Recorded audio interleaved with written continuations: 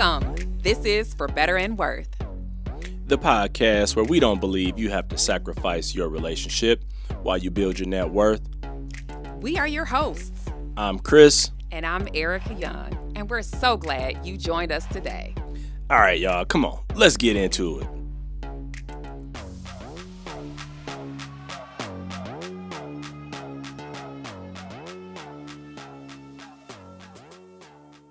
I'm back. Well, I'm glad, husband. You have been MIA a little bit with this show you have been watching, and I'm jealous of the time it is getting from you versus the time I get to sit down and spend with you. Look, we all need our outlets. And this is a weird outlet. Let's just be clear, okay? It's not weird. It's just a show that you don't like. It's strange. Let's be clear. It's funny how, things that people don't enjoy themselves all of a sudden become strange. Oh, okay. So dead people walking around looking crazy, sounding crazy is not strange to more than just me, honey. Look, to all you people out there listening that are Walking Dead fans goodness. Or Fear of the Walking Dead fans, you feel where I'm coming from. That's my show I've been watching. And, it's funny how we are going to talk a little bit today about net worth and self-worth. And I was actually talking to you, Ericka, and I was telling you how this show actually relates. Whatever. You know what? I come into a room and all I hear, yes. Thanks, husband. Yes, you. That's exactly what they sound like. And then I promptly leave the room, go sit outside, go take the dog for a walk. It's hilarious to me. Maybe this is your tactic to get me away. I literally. Not at all. I can't take it. I close my office door. I'm like, oh, there's literally anything else I'd rather be doing than in this room hearing all of this. I think it's just funny though how that is all you hear, and the show was like really good, and really the zombie like people, that's just a backdrop because that's not even what the show is really about. I can't get past the facade. I can't, and also it's not just that sound effect. It's also when they're killing them. Yes, I'm like, dude, I do not need to be in the room. I know, but it's so funny because, like I was telling you, I know you very well. You love a good love story. I like suspense and mystery as well. You do, but the Fear of the Walking Dead and Walking Dead, it has all of that. Oh my God. It actually has everything that you like about a good, show. Let me just tell you, you will not convince me to try and catch up, okay? No worries. I'm just putting it out there that it is not happening. I love you, and you can keep that to yourself. Well, look, I'm going to throw it out here that in that show, they're like two types of people or two types of communities. And there's that community that they will do virtually anything to survive. They will come and them and their group, they will come and take your food and kill you and your friend and your family just so they can survive. And then there's this other group of people they're not trying to just, live or survive. I think they are trying to have something more. And that's where a lot of those love stories come from, where, people have endured a lot together and they have grown close and have, connection. And they're actually trying to help people along the way. So it's not just about them. They are thinking about the bigger picture. Well, I can appreciate you sharing with me the plot and the things that you learn from it so that I don't have to look at it. Thank you. I appreciate you just cutting to the chase. I know there's some things about the show that, you can't get past that. So you can get some of these valuable lessons. Give us all the nuggets right now. So I remember when you were talking about it, you were just saying how, there's a community that's just out for survival. And frankly, a lot of the times people get stuck in survival mode today, right now, in their current situation and in current circumstance. And they're really just trying to make ends meet. They are, I mean, and the basics. We're talking food, clothing, shelter, and transportation. Making sure you have that. You're on top of those payments. You have a quality vehicle that'll get you to and from everywhere. I mean, if you are in survival mode, it's hard to imagine anything else beyond that, expanding life, lifestyle, enjoyment, giving, building a community outside of your four walls, because survival is all that you're focused on. And that is a very challenging place to be. And if that's all you know, it's hard for you to envision more. And so you can be stuck. Yeah. And the opposite of that would be like thriving. Yes. And I think when you're stuck in survival mode, it's hard to think about thriving because you're, like you said, trying to make ends meet. But the other side of that is going beyond just, meeting the bare needs, maybe adding some entertainment, adding some travel, adding some giving or caring about people that are next to you because, well, we have to remember, and I think we all get it confused. It only matters if it's big. Mm-hmm. Like it only matters if you go on a big vacation or you give big or, you can eat really well at really nice restaurants.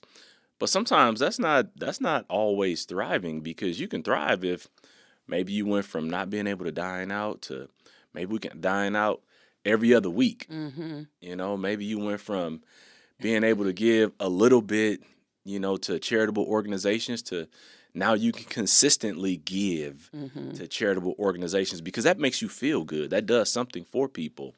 And when you talk about thriving versus surviving, that really is it. But in this whole concept of net worth and self-worth, like what do you say net worth is? Like talk to me a little bit about that.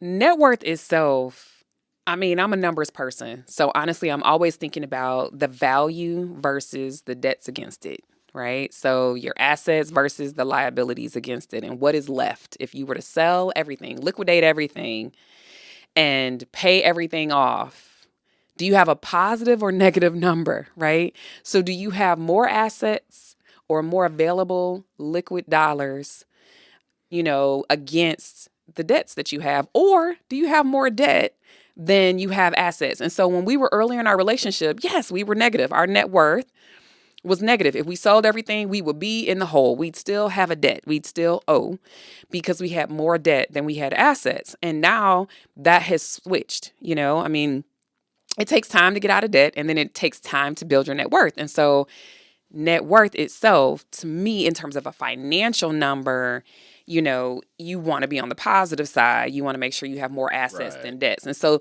that is something I feel like we don't talk enough about.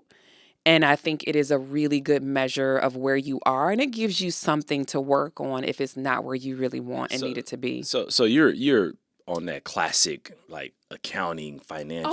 Okay. I'm a numbers girl. I know. I'm just saying it's just that classic financial type of definition. Assets minus liabilities equals your net worth, or in the business world, assets minus liabilities equal equity, which is the same thing. Yeah.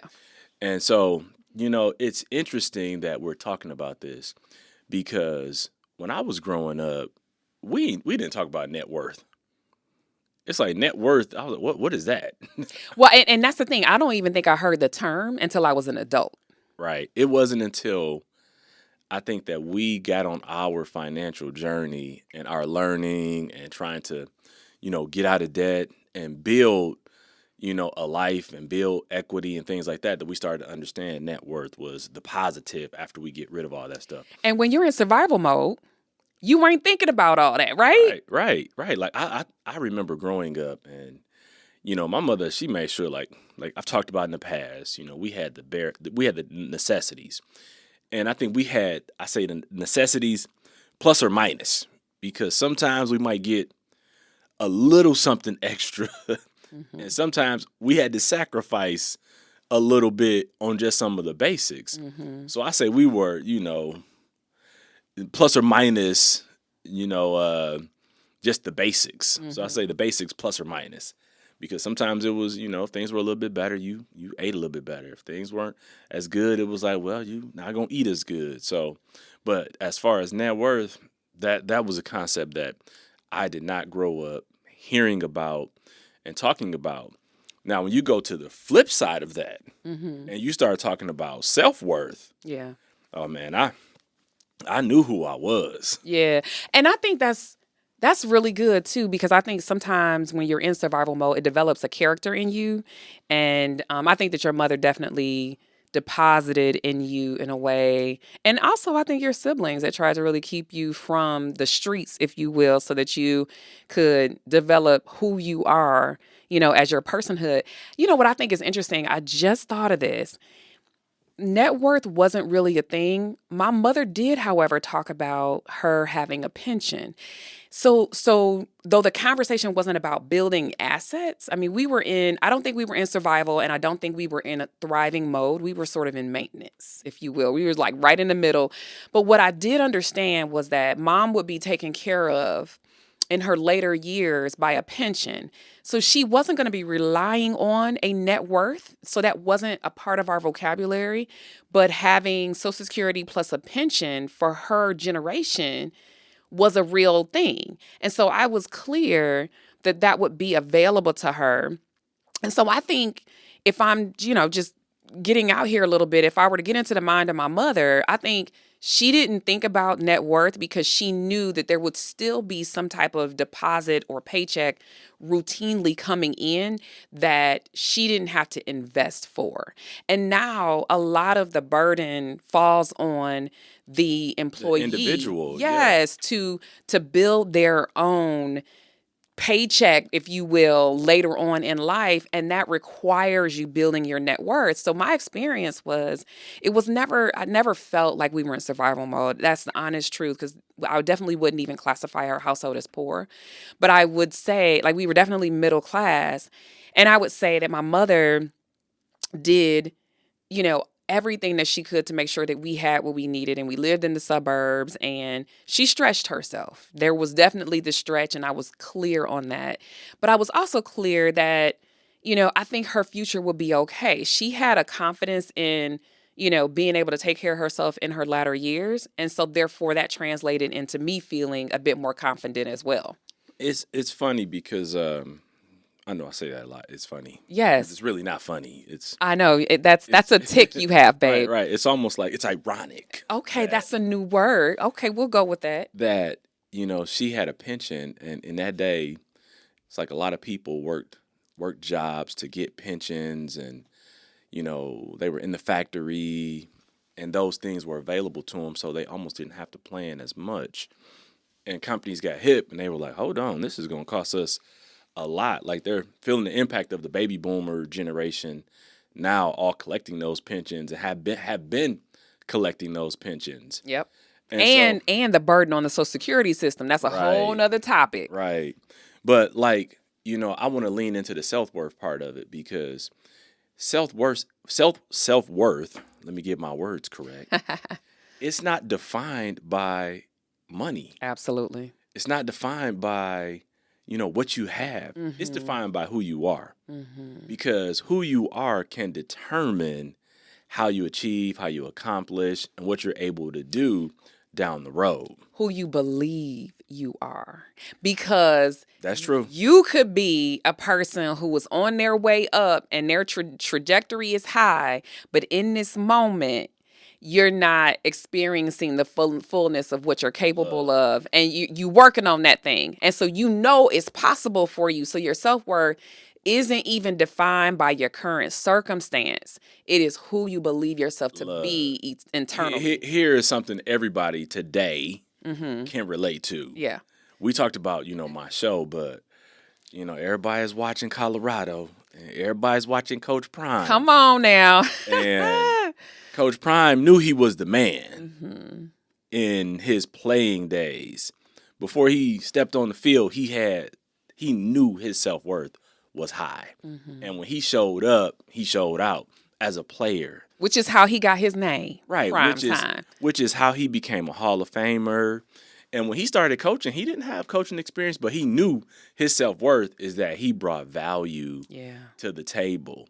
And I just read something today, and they said over the last 3 weeks of games that Colorado has played, that they've had over 9 million people tune in to watch those games. Wow. And they said the value of that TV time for Colorado is in excess of like $100 million.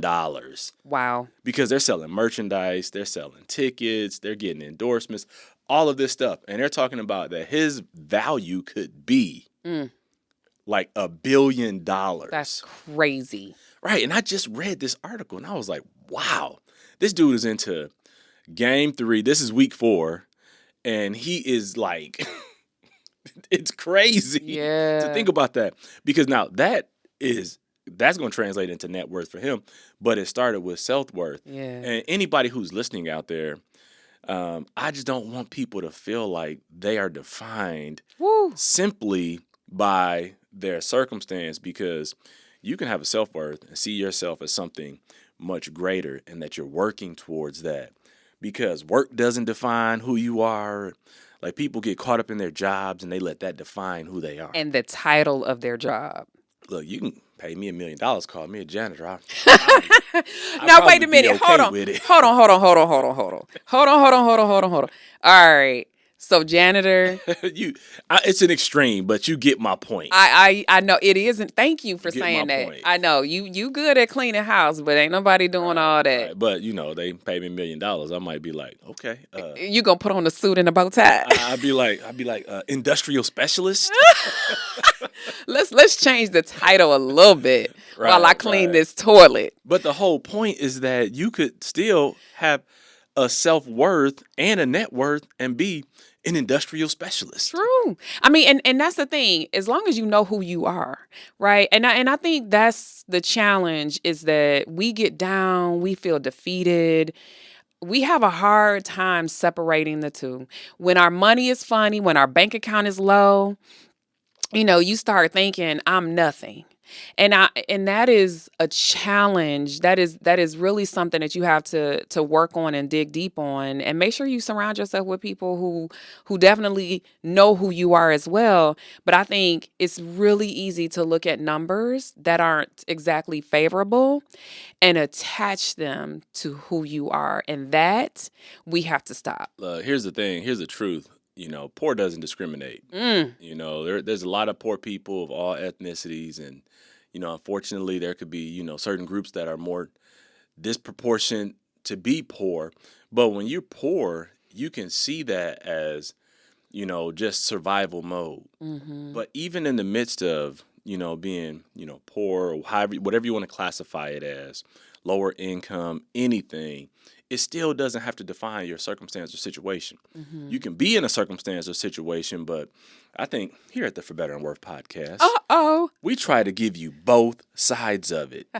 We want to give you practical steps, which we have been applying in our lives.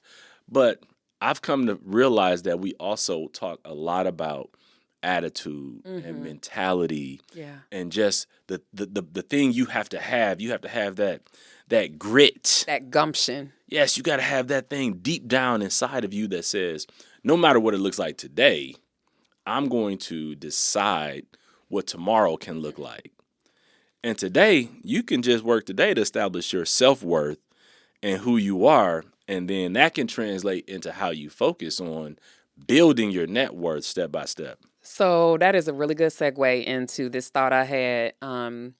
A year ago, a gentleman reached out to me and he said, so I know that you have been doing coaching for a long time, and I'm just curious on if you will be interested in helping us with this initiative that we have. And I had never done anything like what he was describing he needed for his organization. But in the inside of me, I believed that I was capable of more than what I had produced so far, right? See, that right there, that'll preach. That's right. So I had to dig into my self-worth and who I knew myself to be, and figure out how to translate that into creating something new, and then bringing in new dollars. So my digging deep into my self-worth and what I'm capable of can translate into improving net worth as well. And I think that that's where we have to not get stuck. We can't say, I've never done this before, or I don't have all the tools, or I don't have all the answers even, and then say, all right, well, I'm just going to forget about it. A lot of people don't invest. A lot of people do not get into, understanding their 401k or all of the investing options, their tax savings options. They decide it's something that is hard to learn, and then they push it aside and wait for another day, as if by osmosis in 5 years you're going to be Right. just be smarter in that area. And so I think sometimes it takes us stepping out, you know what I mean? And doing something we've never done before, trusting that in the end, even if I trip and stumble over myself, I'm still better for having tried. You know what it is? It's putting the pieces together. Because you and I, we were on an interview recently, and they were asking us questions, and we were talking about how, when we first got started and got going, what we did was we made a decision. Mm-hmm. And at the point of the decision is where action begins to take place. Right. Like, we didn't know everything about finances, and like we just said, we didn't grow up knowing about net worth. We knew more about self-worth. Mm-hmm. And so when we were talking in this interview, we were saying how, look, we didn't know things, but we knew what we didn't know. Yeah. And so we went out and we said, okay, well, we need to start learning about investing. We admitted what we didn't know. Yes. And then sought out the answer. And I remember you took some classes at work about investing, and we started reading books and consuming, Other radio shows. Mm-hmm. And Yep. back then, podcasts weren't as popular then, but we started looking for input, and we started meeting with financial advisors and tax people and insurance people, just so we could learn about the different products and how we try and mitigate taxes and save on that. And so it's all of that education that we were out seeking Mm-hmm. that was helping us take steps. Yeah. And then along the way, we were like, okay, so first thing we got to do is get rid of this debt. Yeah. Because this burden is like weighing us down. To the tune of over $1,000, almost $1,200 a month. Right. And I still think about, like today, what I could do with an extra $1,200. Exactly. I could buy that car. Oh, goodness. Okay, we're not talking about that today. Okay. That's another episode, husband. That's another day. But I got a question for you. When we first started, we were in survival mode. We had $60,000 in debt when we got married. We moved across the country to Arizona, and initially, you didn't have a job out there. I had a job that was going to start in a month. Our apartment was lightly furnished. We had bedroom furniture that was yours, and we didn't have any living room furniture. We were sitting on the floor. We had a little kitchenette, and that's it. We didn't have much. We had love, but we had commitment. Honestly, we ain't had commitment day one. Okay, we had love, and then it turned into I'm committed to you. You was the first thing I was committed to. Well, I say we had commitment because we were married, so yes. We had clearly taken. I said love, babe. Love and commitment. There. Yes, it was a decision. Are they synonymous, or are they just two separate things? I think it's two things. You could be in love and true, not committed. You're right. That's true. But I had both. That's true. So as did I. Yes. So in the beginning, we didn't have much, and we were trying to figure out how to survive. Right. So we might have had a paycheck. We didn't know what to do with it. Right. We had plenty of debt, and we were like, oh God, we got to pay this every month. We needed to figure out what survival looked like first, and how to fill a refrigerator, and how to make sure, we had to figure these things out. And then I'm curious, do you know when you felt like thriving began? Because I feel like there were a few years, because we had a baby and, basically a year and a half into our marriage. And, I'm just, I felt like there was this give and take. There was this, oh, we're surviving. Oh, we have a thriving moment. But I don't know when it really changed to where we could say we went from surviving to maintaining and then finally feeling like we're thriving. Well, it's interesting. There it is again. It's ironic. I'm working on myself, people. But it's one of those things where you were just saying something and you made me think. Like we didn't know when we were first getting going. And you asked me, when did we start to thrive? But even before that, like I think you have to start putting the pieces out. It's almost like a puzzle. And when you have a 1,000-piece puzzle, you're like, man, this all looks the same, and you're just spreading it out. And you don't even know where to start sometimes. You just start picking pieces up to see what fits together. And I think that's where we were initially. Oh, yeah. It's a 1,000-piece puzzle just spread all across the table, and you're not finding pieces that fit together. Mm-hmm. And so once we both started working, because I had self-worth, I knew I was going to get a job. Right. I wasn't worried about that. Right. And you had a job. But once we both, got out that initial 1-month honeymoon, we started working. And then we started deciding, okay, how are we going to move and how are we going to do things? And we said, okay, we early on started saying we were going to do this, and this. Like you said, we didn't have furniture. We said, okay, we want to buy a couch. All right, what does that look like? We went out and looked for couches and we saw how much they were going to cost. And we were like, man, it's a lot. And so we said, we're going to wait for a little while before we push and do that until we got some money and some stuff going. And so we start setting like checkpoints, I'd say, or I like mile markers. Because whenever you're on the journey and you look at the mile markers, it kind of tells you how far along you are in your journey or where your next exit is. And so I think that people can thrive along the journey. Because I'm going to go back to that puzzle analogy. When you start doing that puzzle and you get that edge going, mm-hmm. and you start to see, okay, this is the bottom edge. Then you start getting some of the sides going. Mm-hmm. And then you get that whole border put together. You're like, okay, I'm feeling good about this. Because then it starts to not look so daunting. So do you feel like thriving is akin to making progress or seeing a finish line or, just having some type of movement forward? Absolutely, because we always talk about progress over perfection. And even just staying with that puzzle analogy, how many times do you work on one spot in a puzzle, and then you get stuck? Mm-hmm. And you say, okay, let me step away from that, and let me go work on this other side of the puzzle, because you can put fresh energy into that piece of it. And sometimes people may be working on a budget. That's how you're establishing those borders. Mm-hmm. You're building those borders out. The foundation. Yeah, you got the foundation going and the budget is working. So you 1 month in, 2 months in, you 6 months into this budget and it's balancing, you're staying on task. And then, you start thinking about, okay, we're going to start tackling some of the debt. And then a couple months of being consistent with that.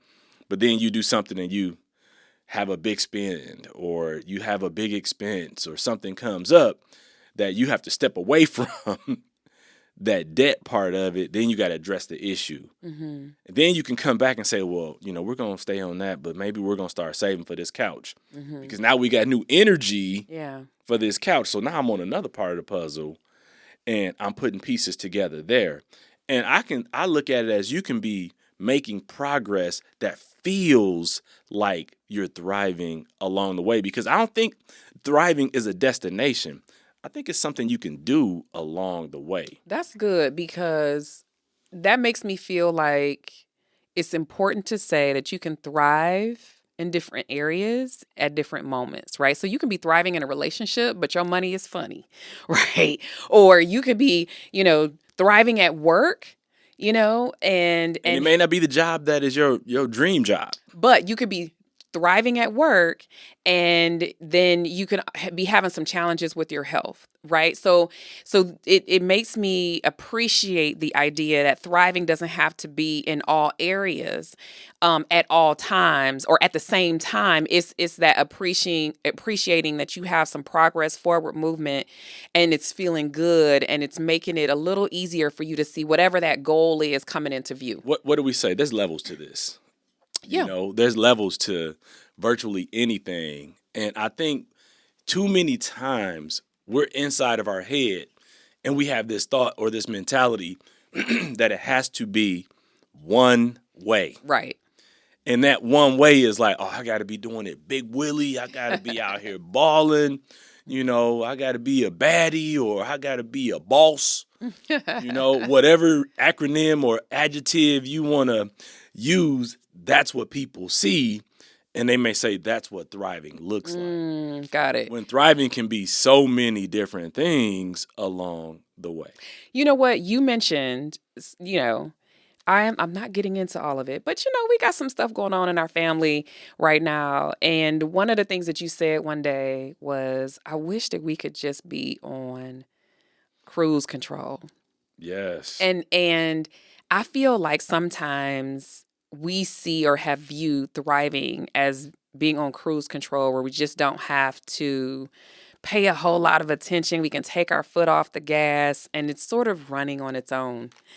And there may be areas in our life where that is a true statement.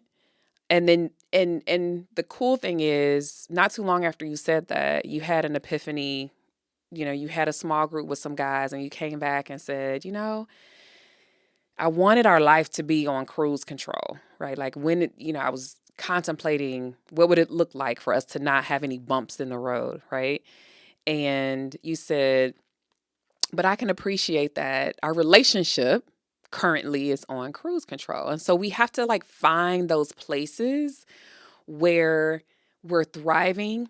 And I would even say appreciate those moments, those places, those those times where you have a thriving moment, so that you're not, feeling like everything has to be perfect, because it won't be. It just simply won't be. Yeah. And I hope people can relate to that and appreciate that, because the one thing I don't want people to do is attach their net worth to their self-worth. That's it. Whether it's high or whether it's low, because you can have a high net worth, but look, don't get me going, because I feel like you can have money and be a terrible person. True. Very true. Or even, not think highly of yourself. There's so many people who are, outwardly attractive or beautiful people, but inside they don't see themselves that way.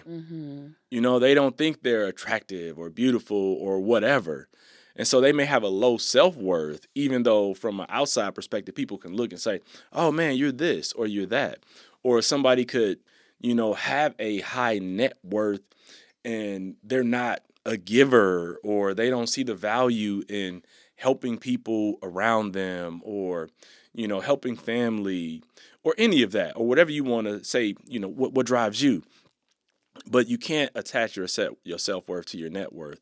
I think the self-worth is really just, it sets the stage that helps be the guide and serve as your compass to help you along that journey as you're taking that journey to get to where you want to be when it relates to net worth. I love that. I love that. So it's time for us to talk about how to make it worth it.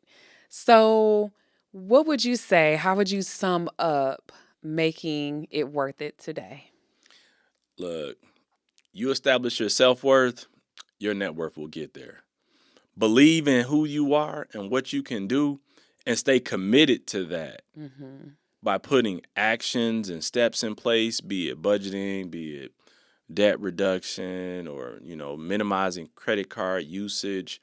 You'll get your net worth where you want and need it to be. That's awesome. And I would add, I will ditto on that. And I will add that if you invest in your self-worth, you'll have a more solid foundational net worth that lasts, right? And so then we're talking about legacy versus, and I think the thing that I love is that I feel like our parents, our moms really gave us a healthy foundation for our self-worth that helped us to believe we can have the kind of net worth that we can experience today. So focus on, that self-worth first, and make sure that you're seeing how that can translate into a solid net worth in the future. Yeah, and I don't talk about my dad much, but one thing I will say is that he taught me the value of hard work. Mm. And it's that hard work that helped establish that self-worth, because I knew what I could go out and accomplish and do. So, big ups. Shout outs to the parentals today. So awesome, honey. Well, this has been awesome. I feel like I probably have some more investing to do in myself to make sure that, I keep that self-worth on the high. Right, girl, you got to keep thriving. That's right. That's right. Well, it's been a pleasure today. So It's been until real. next time, It's been fun, and we're out. Thank you for spending some of your time with us today. we appreciate all your support. So be sure to subscribe, rate, and review us wherever you listen to this podcast. You can find us on Instagram at For Better and Worth. And sign up for our email on forbetterandworth.com. Till next time, we're out of here.